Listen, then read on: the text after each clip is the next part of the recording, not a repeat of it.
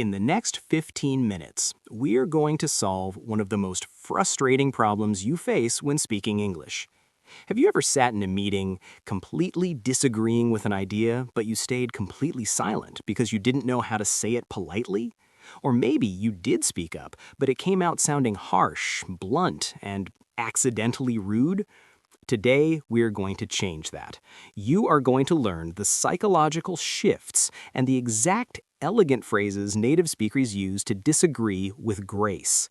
By the end of our time together, you will know exactly how to speak your truth without ever starting a fight. Welcome to Fluency English Journal. Take a deep breath. You are safe here. You are sitting in a room. Maybe it is a busy meeting room at work, or maybe you're just out to dinner with some English-speaking friends. The conversation is flowing, and then someone says something. A new project idea, a political opinion, or a comment about a movie you all just watched. And you just know, you completely disagree with them. Your heart rate speeds up a little bit, your palms might get slightly sweaty. You have the absolute perfect counter-argument forming right there in your head. In your native language, you would deliver this thought with absolute grace, with charm, and with perfect diplomacy. You would be a master of the room, guiding the conversation exactly where you want it to go. But this is English, and suddenly, you freeze. The words get stuck in your throat. You realize you don't know how to soften the blow. So you smile, you nod, and you say absolutely nothing.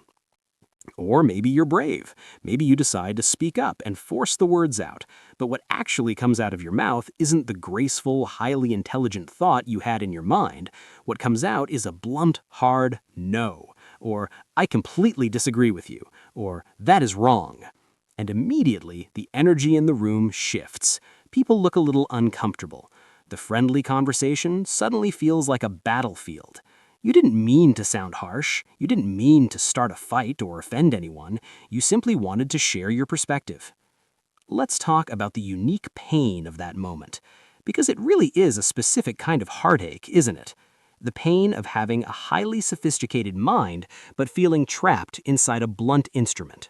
When we learn English, we spend years memorizing vocabulary and grammar rules.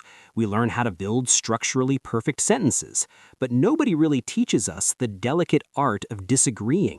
Nobody teaches us how to say no without actually using the word no. So we often resort to what researchers call message abandonment. We just give up. We swallow our real opinions to avoid making a scene. Think about how this plays out at work. Your team suggests a strategy that you know from experience is going to fail. The stakes are incredibly high, but the fear of sounding aggressive paralyzes you. You think, if I speak up, I will sound uncooperative.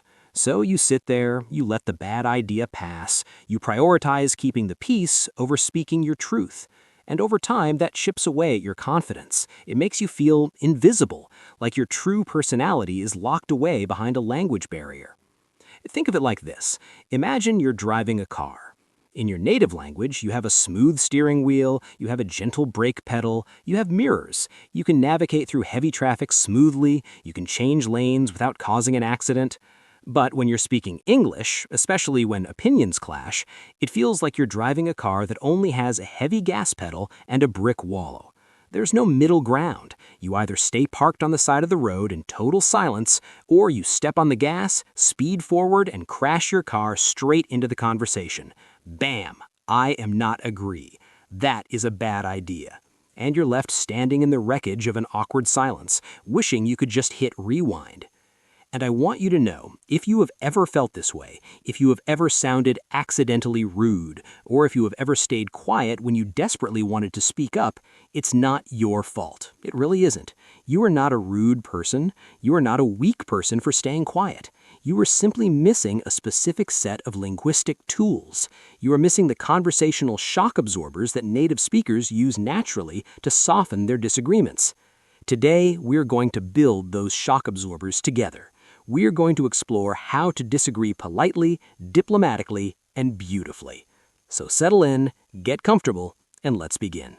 I know exactly how that feels, because for a long time, I was the absolute worst at this. I want to take you back to a time early in my career. I was sitting in a crowded, brightly lit conference room surrounded by senior managers. We were discussing a new marketing campaign, and the project lead, a guy who had been at the company for years, proposed his big idea.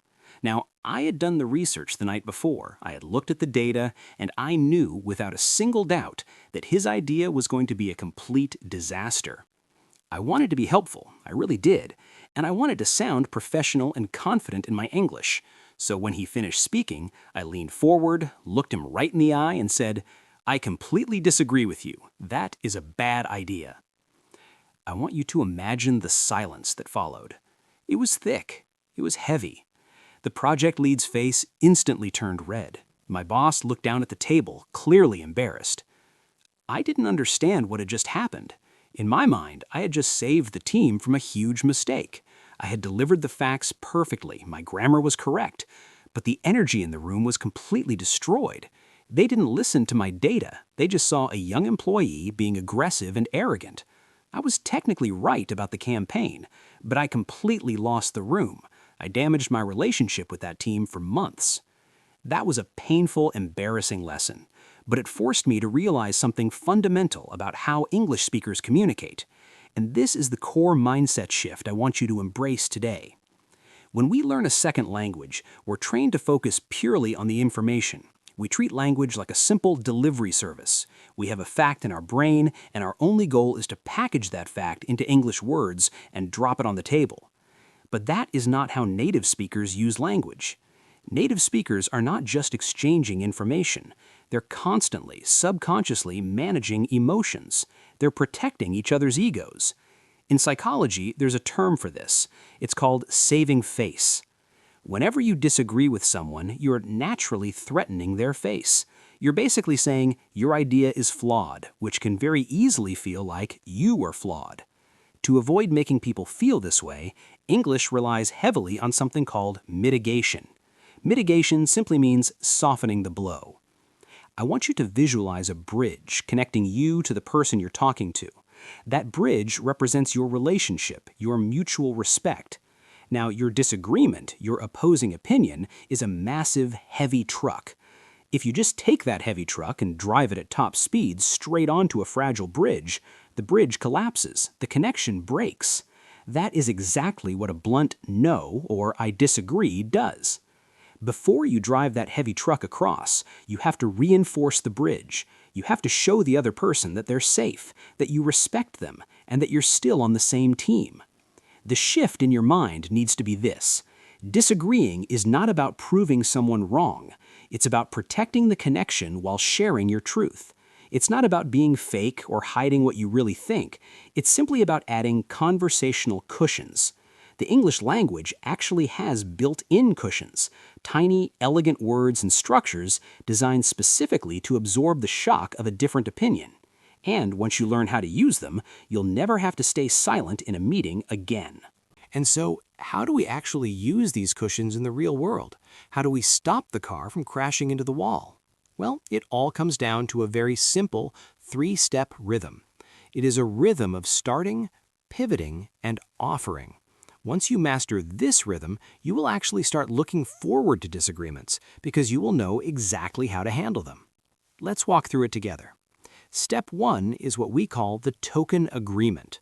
Before you say anything about your own opinion, you have to validate the other person. You have to let them know that you heard them and that their brain works just fine. You do this by starting your sentence with a cushion. You don't say, "You were wrong." Instead, you say, "I hear what you were saying," or "I see where you were coming from," or even simply, "That is a really interesting point." Do you feel the difference there? You're not actually agreeing with their idea. You are simply agreeing with their right to have the idea. It's a psychological handshake. It disarms them completely. Step 2 is the pivot. This is where you introduce your disagreement, but you do it gently. Instead of a hard, aggressive "but," we use something called a partial agreement. You find just 10% of their idea that you can agree with. So you say, "I agree with you up to a point, however," or "That is true when you look at it from that angle, but." By doing this, you're stepping onto their side of the bridge for a moment before gently walking them over to your side. And finally, step 3, the offer. Instead of dropping your opinion like a heavy fact, you offer it as a question or a suggestion. If you tell a colleague, your timeline is impossible, they will immediately fight back. But what if you frame it as a question? What if you say, have you considered how this might affect our budget? Or, I wonder if it might be safer to push the deadline back. When you ask a question, you are inviting them to think with you. You're not attacking their face, you're asking them to solve a puzzle by your side.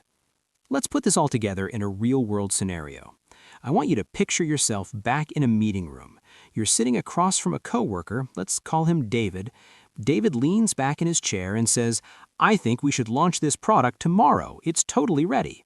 Now you know for a fact the product has major bugs. It is definitely not ready. The old you, the one trapped in the blunt instrument, would panic and say, no, I disagree. It is not ready at all. And David would instantly get defensive.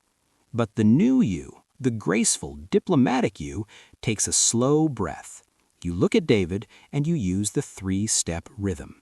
You soften your tone of voice because your tone is just as important as your words, and you say, David, I see where you're coming from. Getting this launched quickly is super important.